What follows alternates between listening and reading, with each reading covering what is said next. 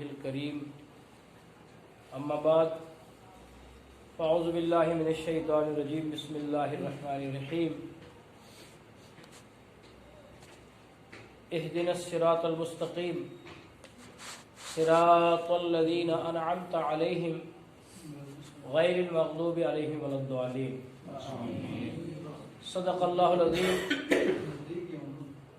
دروشی پڑھ لیجیے اللہم صلی علی سیدنا و مولانا محمد بارک وسلم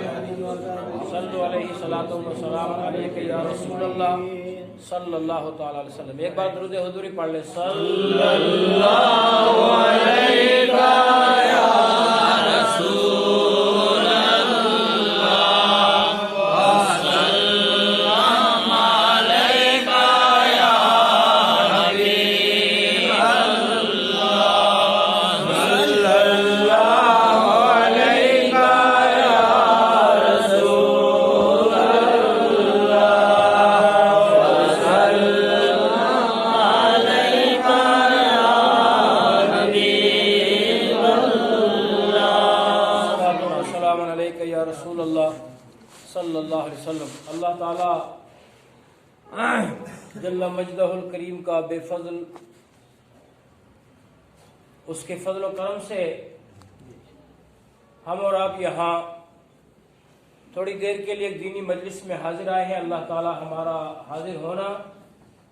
اور مجلس منعقد کرنے والوں کا مجلس منعقد کرنا اپنی بارگاہ میں قبول فرمائے۔ ہر دینی مجلس چاہے وہ چھوٹی ہو یا بڑی، ثواب کے لحاظ سے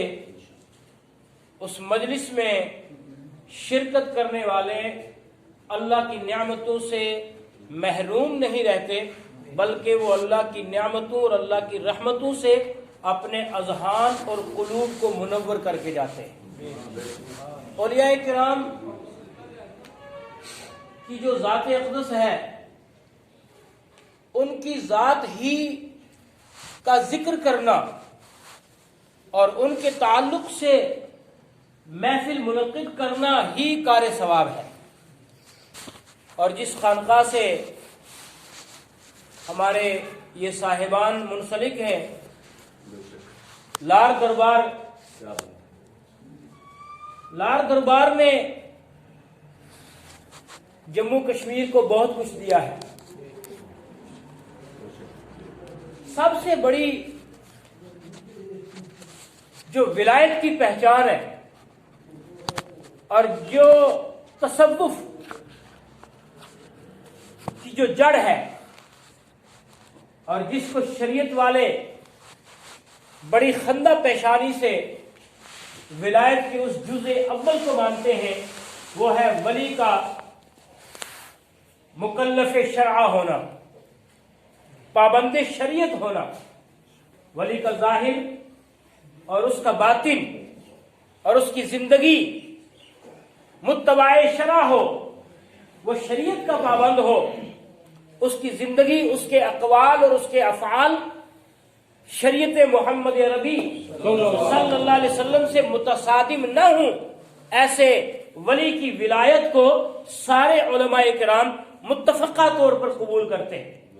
اور ہمیں یہ بیان کرتے ہوئے بڑی خوشی ہوتی ہے کہ لار دربار روز اول سے ہی، جب سے لار دربار میں ان کے مرشدان گرامی کا فیضان آیا، ان کا جو پیر خانہ ہے وہ بھی صاحب سلوک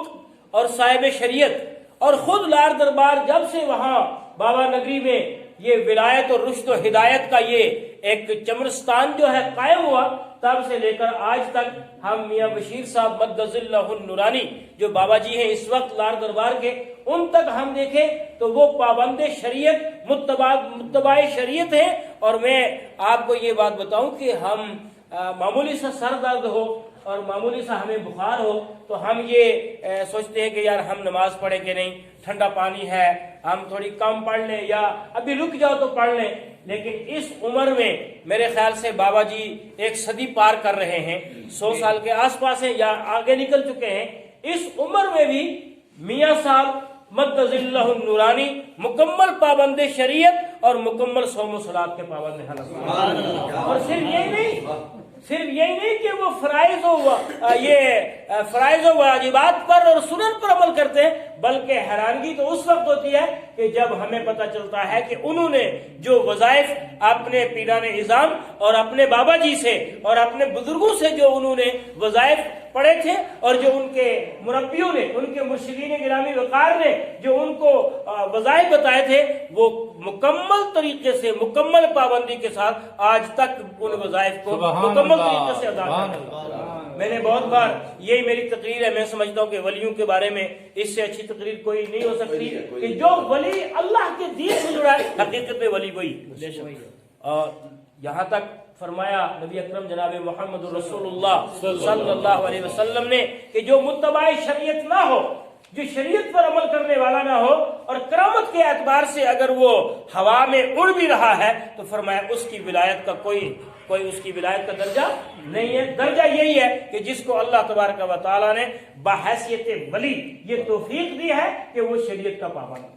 اور میں نے میرے خیال سے زائد از 5-6 بار میں میاں صاحب سے ملاقات کر چکا ہوں، الحمدللہ، اور اللہ کا شکر ہے کہ بالتفصیل وہ مجھ سے ملاقات فرماتے ہیں۔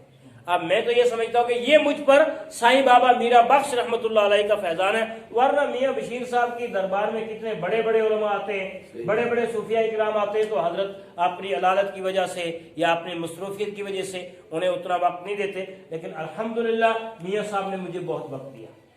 جب سے ایک ہی بار انہوں نے پوچھا کہ جی تم کتنے، تو میں نے ان کو اپنا ایڈریس بتایا کہ حضرت میں بابا جی کے قریب میں رہتا ہوں، تو اس دن سے پھر دوبارہ نہیں پوچھا، جبکہ میں 2-3 سال کے وقفے کے بعد ملاقات کرتا ہوں۔ ایک بار تو میں آپ کو بتاؤں کہ میں جب لورن میں تھا اور دین کا کام کر رہا تھا، ضیاء الاسلام میرا زیر تعمیر تھا، تو میں جموں گیا، تو میں نے بابا جی سے ملاقات کی، تو میں ایسے اپنے 2 ساتھیوں کے ساتھ گیا، تو صبح صبح ہم گئے گجر نگر میں، تب وہ رہتے تھے، ان کا دربار بھرا ہوا تھا وہ کمرہ۔ آپ یقین مانیے گا وہ 2 گواہ آج بھی ہمارے پاس ماشاءاللہ بشرا حضرات دونوں میرے بھائی، تو میں جو ہی گیا دروازے سے اندر داخل ہوا تو ریسیور کا زمانہ تھا، تب میاں صاحب کے پاس وہ لینڈ لائن فون تھا، میاں صاحب نے اس کو اٹھا کے دوسرے ساتھی کی پرلی طرف پھینک دیا اور کبھی رستہ دیا ہے میرے مولوی آ گئے، سبحان اللہ، مطلب میری کوئی ملاقات نہیں، میرے مولوی آئے جی تو میں نے رستہ دیا۔ میں وہاں چلا گیا، میاں صاحب نے مجھ سے بالتفصیل کچھ باتیں کی اور میں نے ان کو مدرسے کے تعلق سے بتایا، تو میاں صاحب نے مجھے کہا مولانا صاحب وقت لگے گو، لیکن تم ایک ایسو کام کرنا ہے اپنی زندگی میں کہ تم ایک مدرسہ نہیں بنا سے، تم ایک ایسو کام کریں گا انشاءاللہ، تم ایک دینی اور روحانی پاور پروجیکٹ بنائے گا جس کی لائٹ پورے جموں کشمیر میں جائے گی۔ تو 500 روپے انہوں نے مجھے دیے، وہ آج بھی ضیاء الاسلام لورن کی فائل کے اندر میں نے اسی وقت ان کا اسم مبارک لکھا، لیمینیشن کیا، اور وہ حصول برکت کے لیے آج تک اسی مدرسے کی فائل کے اندر یہ ان بزرگوں کا دیا ہوا ہمیں عطیہ ہے۔ یہ ہمارے